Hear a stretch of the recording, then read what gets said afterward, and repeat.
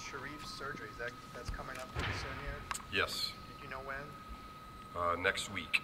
Okay. And it's considered... You'll have to ask them on specifics, okay. Not me. And it's considered pretty routine or you probably need to ask them okay. specifics. Okay. Yeah. Okay. What about Alex? Is there any update on him? He's doing well.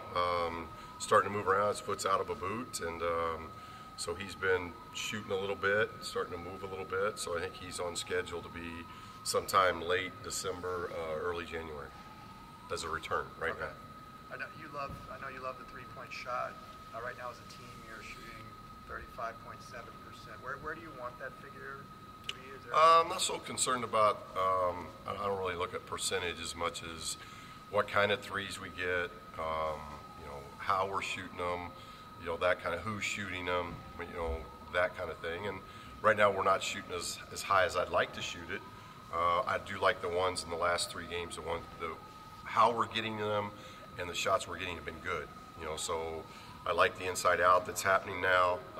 So there's a lot of positives the last 3 games that's happened. At least in my thinking, the last 3 games, what we've done offensively, it's been a positive. Seems like Chris Smith's really improved his shot from long range, shooting 39. Yeah, he's been doing a great job. Chris is obviously shooting the ball well, but I like what he's doing. Defensively, he's rebounding the basketball. He's defending well at 6'9". He's very versatile.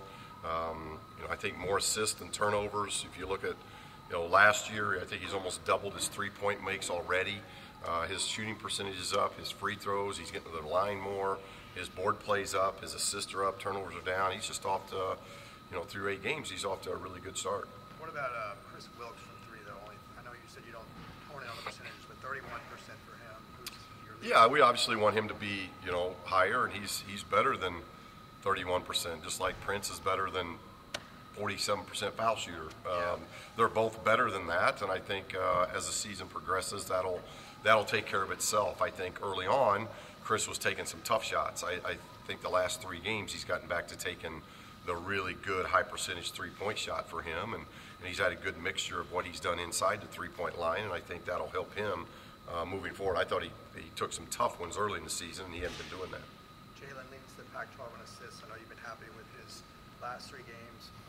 Does he need more help behind him, though? I think you don't have anybody else averaging more than 2 assists per game.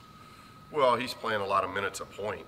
Right. He's our point guard. Where last year it was shared a little bit, and David plays a little bit back there. But we try to get David off the ball as much as possible because David can really shoot the basketball. But David's doing a great job. He's not turning the ball over. For a freshman, he's got per minute per turnover has been outstanding. So we want our assists to be up. Our assists aren't. We'd like to be 16, 17 plus. That's what we've averaged over 5 years, and we're not to that point yet. But with what Jalen's doing, his last 3 games have been outstanding. So we hope that that just continues. I mean, maybe not the backup point guard, but the rest of the team overall. Like I said, but assist has to do with made field goals, right. And we haven't shot the ball at the level that we normally shoot the basketball. With that saying, our offensive efficiency is over 110. A lot of things that are going well offensively. We're not shooting free throw very well.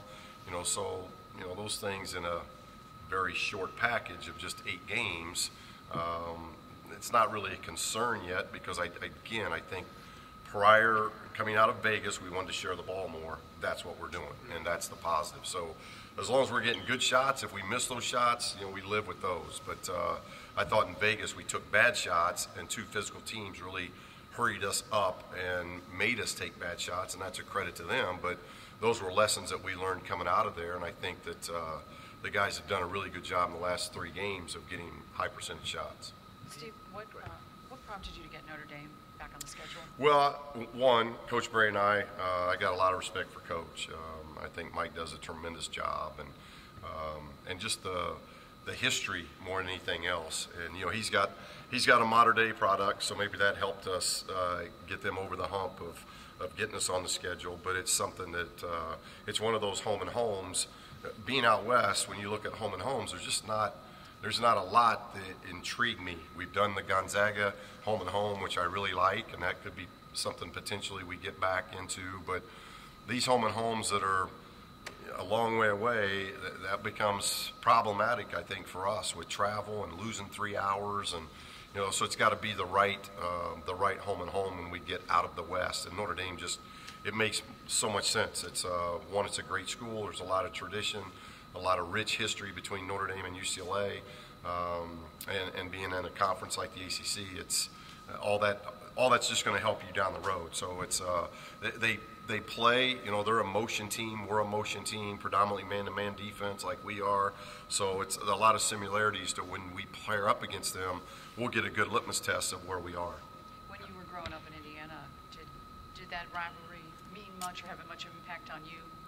The UCLA one? UCLA, Notre Dame? Yeah, obviously I knew about it and I followed it, probably not as much as the Indiana-Notre Dame rivalry had, because I was a part of that. And when I was at Indiana, we played them every year. So, guys like Scotty Hicks and Barlow and David Rivers, and these were guys I grew up playing against. So the Notre Dame, and Digger was there. So that Notre Dame rivalry with Indiana was a big one, because we were either playing them at home or on the road every year. So, but obviously followed that.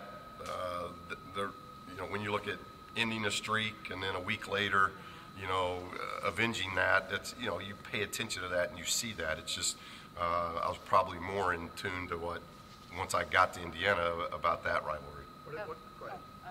Just the guys today, kids today, do they have a sense of the tradition, the history, what these games meant back in the day, or do they look at it as, hey, this is the next opponent we got to beat? Well, I want them concentrating on the next opponent. So I hope it's about the next opponent, because I could waste my time for a week telling them something that happened before they were even born, of getting their attention and listening. What I need them to do is, this is how good Notre Dame is offensively, this is how good they are defensively, so focus on those things, listen to what we're saying there. So, different players are probably different of how they dive into history and what takes place 30, 40 years ago. I was one of those guys that I paid attention to all that stuff. I was a basketball just traditionalist of loving all that stuff, but I also know times have changed now. So if it doesn't show up on a video game, then they may struggle knowing the history of those things. But it's probably determined on what player you talk to. And players today move around so much more. When I played, I didn't have AAU basketball, so it was all just your state and just your area. You pretty much went to camps in your area. So now kids are global. They're playing overseas in the summers.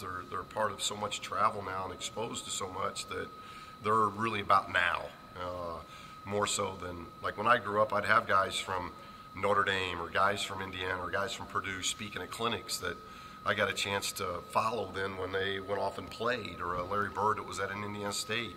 So you'd hear these guys in a clinic and you follow them. That doesn't really happen to these guys now as they grow up. How happy have you been with the defensive improvements? Some of the numbers look pretty good. It's going really well. We're seeing some growth. I thought, again, coming out of Vegas, we learned a lot. Two veteran teams that were physical and very good offensively, very efficiently gave us some ideas of where really we're lacking, and we've drilled that hard over the last 10 days. But this has been a group that they pay attention. They're starting to listen better. I think they've heard us all along, but now after the Vegas thing, the listening has kicked in, and I think that's been a valuable lesson for them. But I like how they're paying attention to the details, and we got a long way to go, but we're seeing some growth in a lot of areas, which is good. 8 games in, you want to see growth, and I think defensively we're seeing that. What areas are you seeing the growth? How we contest shots, how we're talking, what we're doing in the paint, not just relying on Moses, but how we're protecting the red zone, what we call the red zone. Our transition defense has been much, much better since getting back.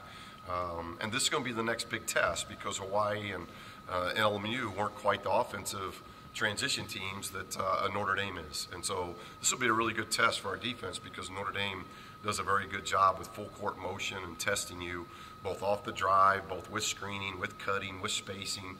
They're very good with that. So we'll get a whole nother test here. And I think that's what we're most excited about with this matchup is, okay, we had Vegas, we got smacked, we came back, we've had 2 really good games. Now here comes that next big opponent being an ACC team. How are we now versus what we were in Vegas?